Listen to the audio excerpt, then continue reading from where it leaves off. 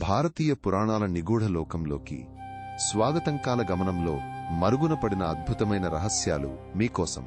విశ్వంలోని ప్రతి కణంలోనూ ప్రతి శబ్దంలోనూ నిక్షిప్తమై ఉన్న అనాహత నాదమనే దివ్యమైన శబ్దం ఉంటుందని, అది బ్రహ్మాండ సృష్టికి మూలమని యోగ శాస్త్రాలు వివరిస్తాయి.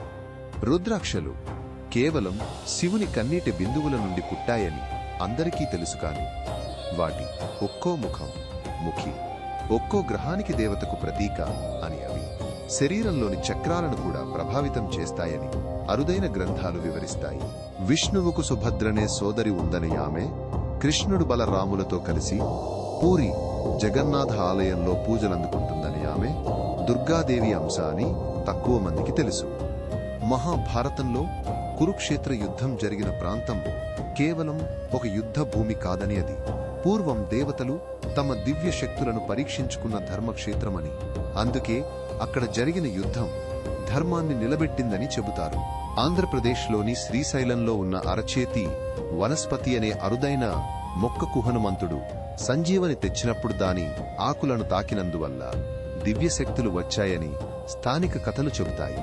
పదార్థం మ్యాటర్ కేవలం భౌతికమైనది కాదని, అది చిత్ కాన్షియస్నెస్ నుండి ఉద్భవించిందని, ప్రతి అణువులోనూ దైవ చైతన్యం నిక్షిప్తమై ఉంటుందని అద్వైత వేదాంతం వివరిస్తుంది.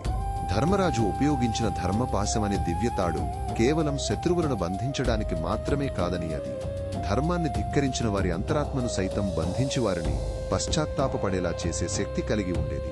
విష్ణువు యొక్క హయగ్రీవ అవతారం కేవలం వేదాలను రక్షించడానికి మాత్రమే కాదని, అది సృష్టి ప్రారంభంలో జ్ఞానాన్ని పునరుద్ధరించడానికి, అజ్ఞానాన్ని తొలగించడానికి ధరించిన రూపమని పురాణాలు వివరిస్తాయి. తెలంగాణలోని యాదగిరిగుట్ట నరసింహస్వామి స్వయంభూగా కొండలో వెలవడానికి ముందు తన భక్తులకు కలలో కనిపించి తాను 3 వేర్వేరు రూపాలలో అక్కడే ఉన్నానని సూచించాడని స్థానిక కథలు చెబుతాయి.